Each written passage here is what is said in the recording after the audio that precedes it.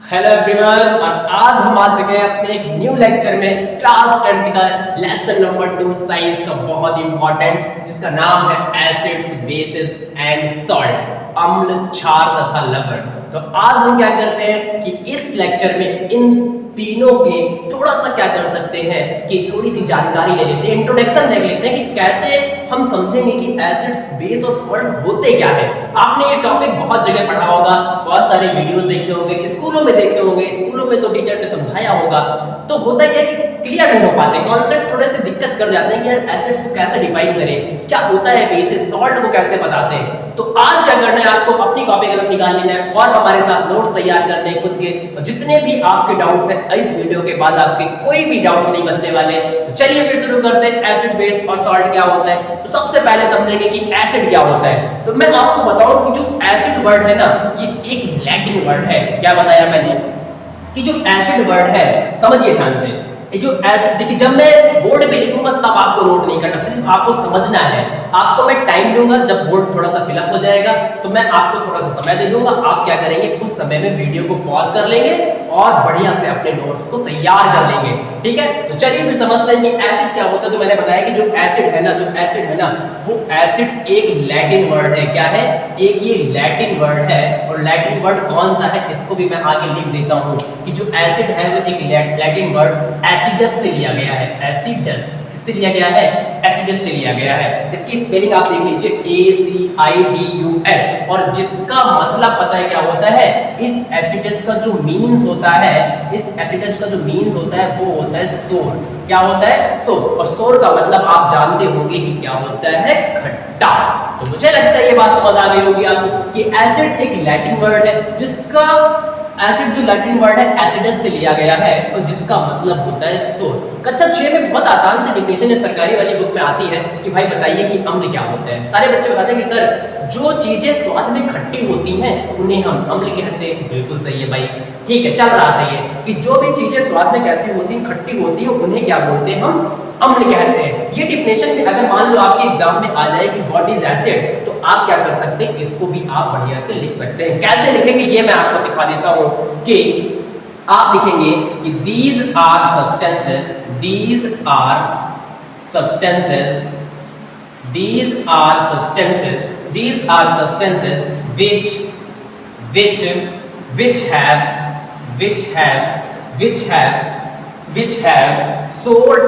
which have sour taste, which have sour taste। कहने का मतलब क्या है कि वे सब्सटेंस जो स्वाद में कैसे होते हैं, खट्टे होते हैं, ऐसे सब्सटेंस को हम क्या बोलते हैं? एसिड्स का नाम देते हैं। क्या बोलते हैं? एसिड्स का नाम देते हैं। तो हमें लगता है आपको इतनी चीज तो समझ आ गई होगी कि एसिड जो वर्ड है वो एक लैटिन वर्ड है। कौन सा लैटिन वर्ड है? एसिडस से, जिसका मतलब क्या होता है? सोर। सोर का मतलब क्या होता है? खट्टा। तो सीने का मतलब, कहने का मतलब सिंपल सा ये है कि जो जितनी भी चीजें स्वाद में खट्टी होती हैं उन्हें एसिड कहते हैं। ये पहले बताया गया था। फिर धीरे धीरे हुआ क्या कि थोड़ा सा और आगे चलते गए तो फिर बताया गया कि जो एसिड होते हैं तो वो क्या करते हैं? दे टर्न ब्लू लिटमस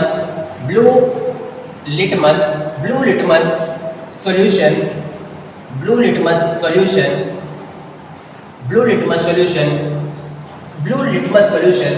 को क्या कर देते हैं? रेड कर देते हैं। ब्लू लिटमस सॉल्यूशन को क्या कर देते हैं? रेड कर देते हैं। देखिए, they turn blue litmus solution red. ये क्या करते हैं? ब्लू लिटमस सॉल्यूशन को क्या बना देते हैं? रेड बना देते हैं। तो ऐसी चीज को भी हम क्या बोलते हैं? एसिड कहते हैं। देखिए, एसिड कौन कौन होते हैं? जो स्वाद में खट्टे होते हैं, जो क्या करते हैं? ब्लू लिटमस सॉल्यूशन को रेड बना देते हैं, उन सबको हम क्या नाम देते हैं? एसिड नाम देते हैं। तो कोई भी चीज जो ऐसा काम करती है आप उसे बोल दीजिए एसिड। चलिए एक और डिफिनेशन समझते हैं कि और क्या होता है एसिड। तो फिर और अगर आप एक बताएंगे, ये बहुत इंपॉर्टेंट डिफिनेशन है आपके लिए, तो ये वाली जो डिफिनेशन आप समझेंगे ना, ये एसिड्स के लिए बहुत इंपॉर्टेंट है कि होता क्या है कि they gives H+ ions in aqueous solution। they gives H+ ion in aqueous solution। तो ये आपको क्या करना है, इस बात को बहुत इंपॉर्टेंट ध्यान रखना है कि they gives H+ ions in aqueous solution. Aqueous solution क्या होता है सर? देखिए एक्वस सॉल्यूशन वो सॉल्यूशन है जिसमें कोई भी सॉल्यूशन जिसमें पानी मिलाया गया है। अगर किसी भी सॉल्यूशन में आपने पानी की थोड़ी सी मात्रा, H2O की थोड़ी सी मात्रा यूज कर ली है, तो फिर हम ऐसे सॉल्यूशन को नाम क्या देते हैं? एक्वस सॉल्यूशन नाम देते हैं। तो ये क्या होते हैं? ये एसिड्स के बारे में है।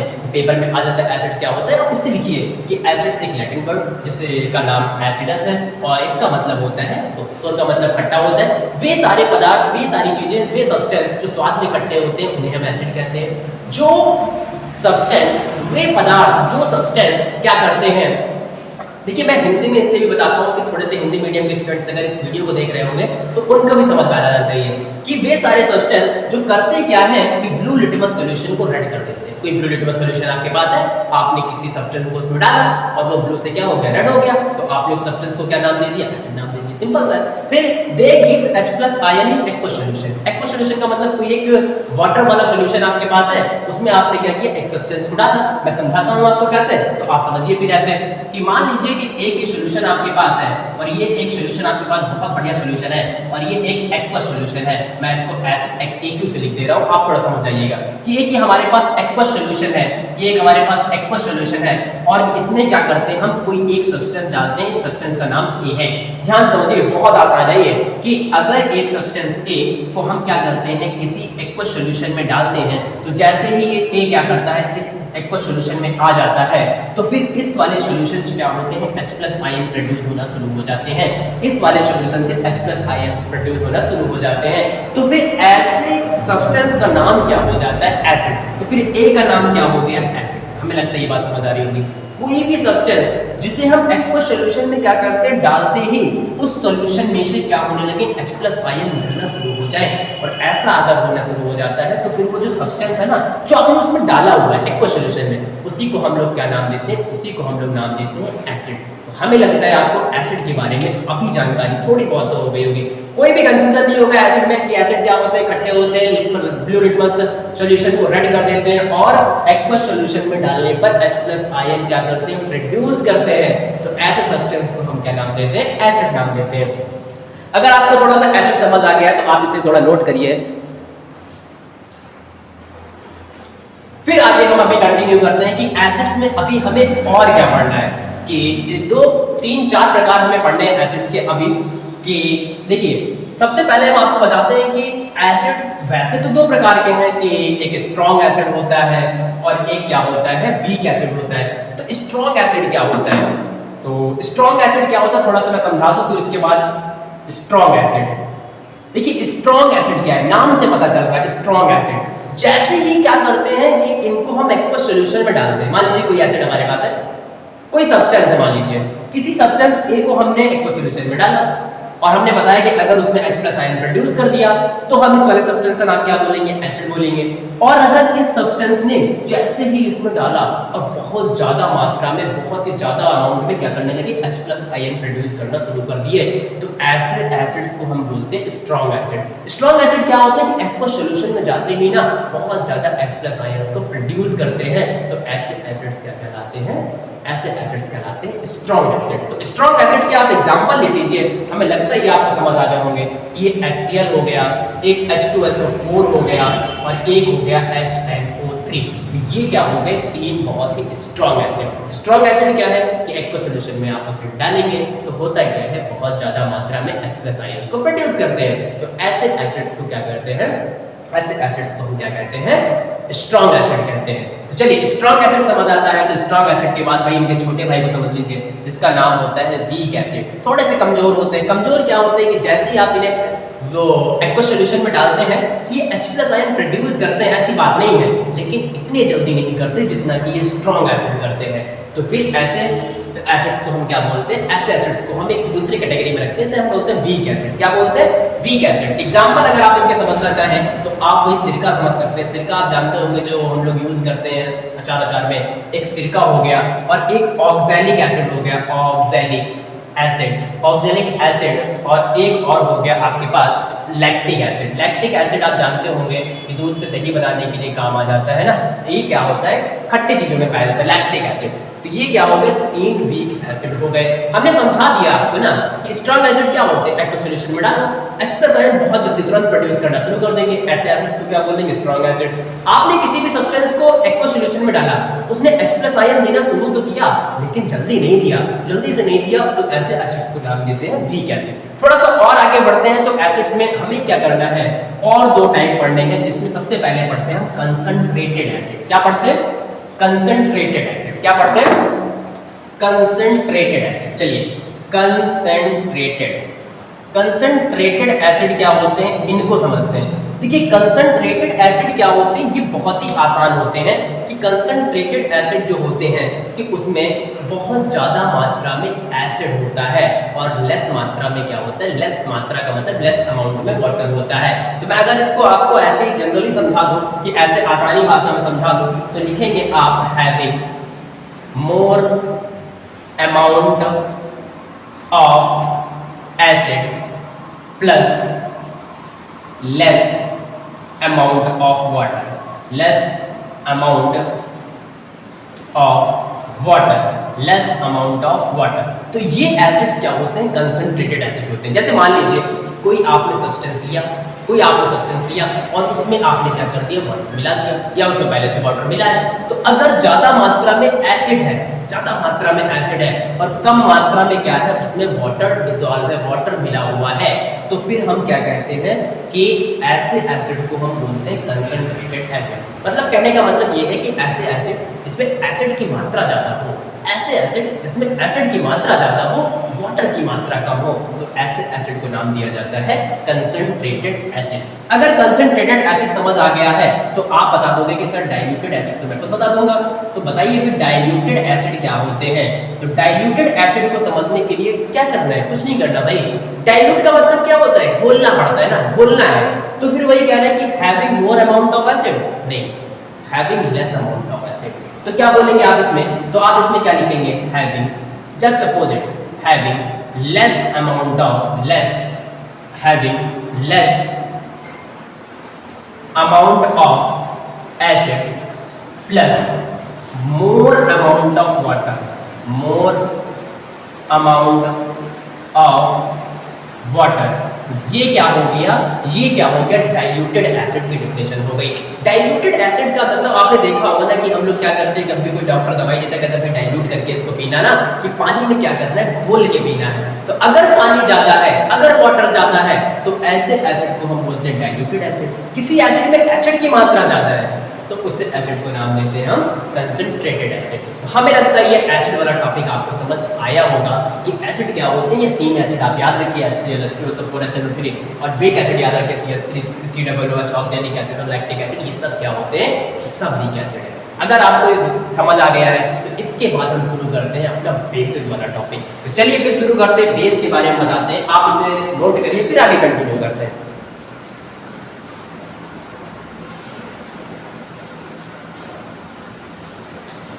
चलिए अब क्या करते हैं, अब हम क्या करेंगे, बेस के बारे में पढ़ेंगे कि बेस क्या होता है। तो बेस क्या होता है, इसके लिए हमें क्या करना है कि आज हम सिर्फ एसिड और बेस के बारे में बता देते हैं, फिर अगले एक लेक्चर में आपको आगे कंटिन्यू करेंगे। देखिए हमारा जो यहाँ पर पढ़ाने का उद्देश्य ये है कि हम आपको डेली एक टॉपिक को क्लियर कर सके। वो कहते हैं कि रोज पढ़ो लेकिन थोड़ा सा कम पढ़ो, है ना। बात समझ आ गई आपको? कहने का मतलब ये है कि आप रोज पढ़ने की कोशिश करिए, भले आप क्या करिए थोड़ा सा कम पढ़िए। ऐसा नहीं कि आज पढ़ा फिर कल नहीं पढ़ा तो फिर वो पढ़ना नहीं, है ना। तो ध्यान रखना है कि मैं आपको क्या करूंगा, रोज एक टॉपिक आपको समझा दिया करूंगा। आप उस टॉपिक को क्या करेंगे, अपने नोट्स को बिल्कुल तैयार कर लेंगे उसी के अकॉर्डिंगली, और धीरे धीरे करके क्या करेंगे, अपनी पढ़ाई को कंटिन्यू रखेंगे। तो चलिए फिर आगे का टॉपिक जो हमारे पास आता है, बेस क्या होता है। तो बेस क्या होता है, तो मैं लिखना चाहता हूँ बेस के बारे में कि बेस अगर आपसे कोई पूछे तो आप बताओगे these are substances which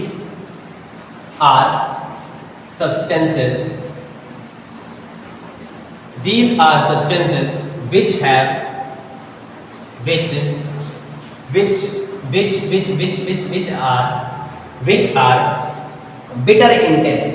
bitter का मतलब आप जानते हैं क्या होता है, bitter in taste and soapy, SOAPY, soapy in in touch, touch, TOUCH। ये क्या करना है, आपको बेस की डेफिनेशन बताती है कि दीज आर सब्सटेंस एंड वे ऐसे पदार्थ हैं which are bitter in taste, स्वाद में थोड़े से क्या होते हैं, कड़वे होते हैं, कसैले टाइप के होते हैं, तो ऐसे सब्सटेंस को नाम क्या दिया जाता है, बेस कहा जाता है। अगर ऐसे जनरली कोई पूछ ले कि भाई खाने पीने की चीजें बता दो बेस क्या होता है, तो जो चीजें खट्टी होती हैं वो एसिड होती हैं, और जो थोड़ी सी कसैली टाइप की होती है, जो कड़वी टाइप की होती है, उन्हें बेस बोल दिया जाता है। तो ये जनरली समझने का तरीका है। और अगर इसका जो अगर हम क्या कर सकते हैं कि ध्यान से देखा जाए साइंस के अकॉर्डिंगली, तो फिर हमें ऐसे समझना होगा इसे कि जो बेस हमारे पास होते हैं, तो बेस के लिए हमें ये समझना होगा कि ये क्या करते हैं, रेड लिटमस सॉल्यूशन को ब्लू कर देते हैं, उल्टा कर देते हैं। क्या लिखेंगे आप, क्या लिखेंगे आप कि they turn red litmus solution, red litmus solution, red litmus solution blue. ये रेड लिटमस सॉल्यूशन को क्या कर देते हैं, ब्लू कर देते हैं। तो ऐसे चीजों को हम क्या नाम देते हैं, बेस नाम देते हैं। क्या देते हैं, बेस के बारे में हम लोग पढ़ रहे हैं, ध्यान रखेंगे ये क्या है, बेस के बारे में। तो बेस क्या है, ऐसे पदार्थ है, ऐसे सब्सटेंस है जो रेड लिटमस सॉल्यूशन को क्या कर देते हैं, ब्लू कर देते हैं। और अगर इनको स्वाद में देखा जाए तो ये स्वाद में कैसे होते हैं, स्वाद में जनरली कैसे होते हैं, स्वाद में जनरली कड़वे होते हैं, कसैले टाइप के होते हैं, इसे बोलते हैं। चलिए एक और डेफिनेशन समझते हैं इसकी, जो कि बहुत ही इंपॉर्टेंट है। ये वाली डेफिनेशन तो ज्यादा ही इंपॉर्टेंट है। जैसे वहां पे बताया था कि एक्वस सॉल्यूशन में कोई सब्सटेंस अगर H+ आयन देता है तो उसे हम एसिड्स नाम देते हैं, और अगर ऐसा नहीं होता तो कुछ और देते हैं। क्या देते हैं, तो आप क्या लिखेंगे, they give OH minus ions, OH minus ion in aqueous solution, in aqueous solution. ये क्या करते हैं कि एक्वस सॉल्यूशन में OH माइनस आयन देते हैं। क्या देते हैं, OH माइनस। आप सोचोगे सर ये H+ OH माइनस, यार वाटर का फार्मूला क्या होता है, H2O होता है, किससे मिलके बना होता है, H+ और OH माइनस। तो वही कह रहे हैं कि H+ आयन अगर जो सब्सटेंस निकालेंगे उन्हें आप एसिड बोलिए, जो OH माइनस आयंस निकालेंगे उन्हें क्या आप बोल दीजिए, उन्हें आप बोल दीजिए बेस। तो ये होती है बेस की बिल्कुल करेक्ट डेफिनेशन। इस तरीके से आपको समझना है तो फिर आप एक समझ लीजिए एग्जांपल ऐसे करके कि एक आपके पास, फिर से मैंने वही ले दिया कि फिर हमने कह दिया कि भाई ये एक हमारे पास एक एक्वस सॉल्यूशन है, ये एक हमारे पास एक्वस सॉल्यूशन है, और इस एक्वस सॉल्यूशन में आपने क्या कर लिया, एक सब्सटेंस का नाम की बात भी हो गया।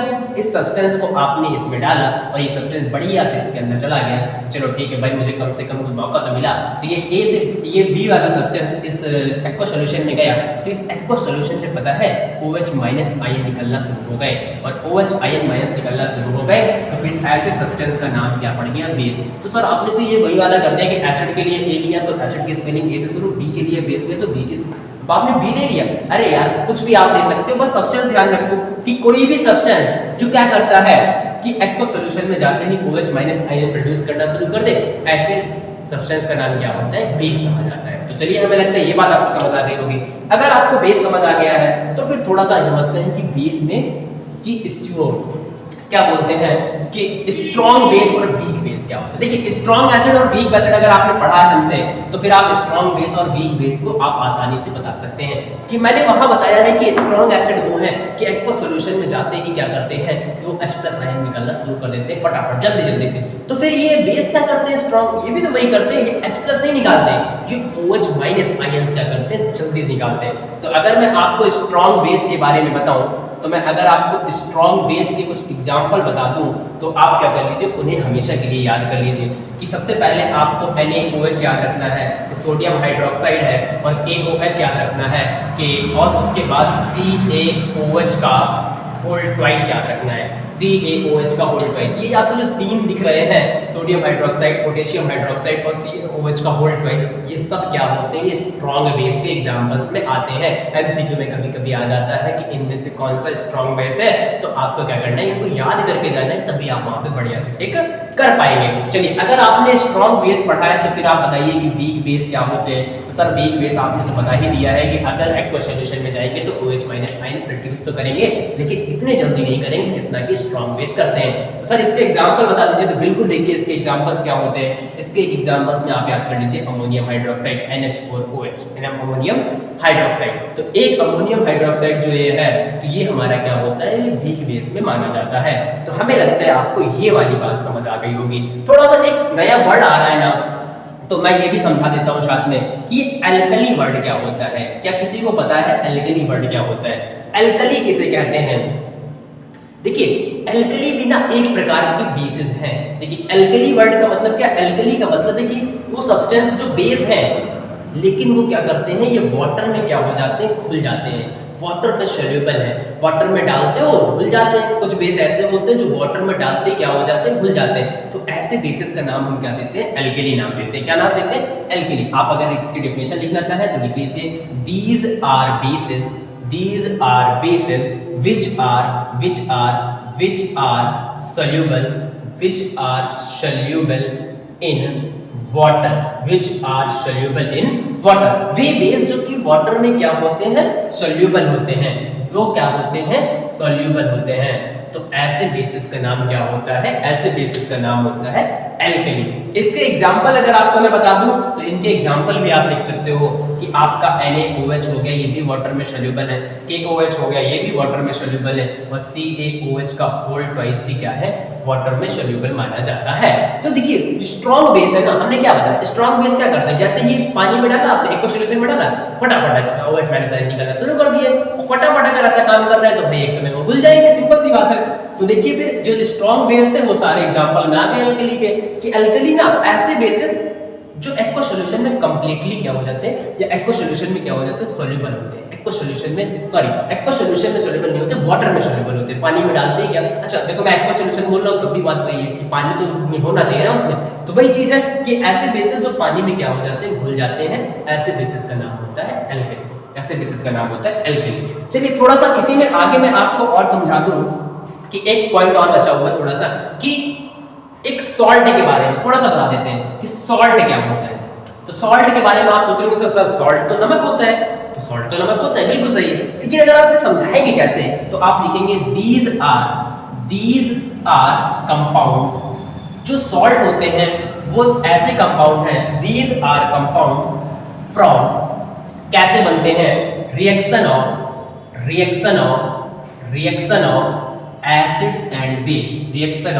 Acid and base. देखिए जो सॉल्ट है ना, सॉल्ट ऐसे कंपाउंड है जो एसिड और बेस के रिएक्शन से क्या करते हैं, बनते हैं। देखिए एसिड पढ़ा, फिर बेस पढ़ा, सॉल्ट पढ़ने के लिए ना क्या करना है, एसिड और बेस को आपस में क्या कर देना है, मिला देना है। आप एसिड और बेस जब रिएक्शन करते हैं तो नई चीज बन के आती है। आप बताओ सर उसे सॉल्ट बोलते हैं, बिल्कुल आसान है कि एसिड और बेस के रिएक्शन से जो नया कंपाउंड बन जाता है, ऐसी चीज को हम क्या बोलते हैं, ऐसी चीज को हम बोलते हैं बेस। अगर मैं आपको इसके एग्जांपल बता दूं और जाते जाते मैं इसके एग्जांपल आपको याद करा दूं तो आप घबराइए नहीं। NaCl होता है और एक KCl होता है, तो ये क्या हो जाते हैं, ये आपके सॉल्ट के एग्जांपल हो जाते हैं। तो इस तरीके से क्या कर सकते हैं, एसिड बेस और सॉल्ट के लिए थोड़ा सा ना इंट्रोडक्शन मैं आपको जो समझाना चाह रहा था वो शायद आज मैं आपको समझा पाया हूँ। और इसे आप और अच्छे से समझने के लिए क्या करना है, आपको अपने नोट्स तैयार करने से एक बार रिवाइज करेंगे घर पे, और डेफिनेटली आपको क्या हो जाएगा, ये आपके दिमाग में हमेशा के लिए छप जाएगा। तब तक आप लोग पढ़ाई करिए, और अगर कोई आपका डाउट है कमेंट सेक्शन में जरूर लिखिए। All the very best.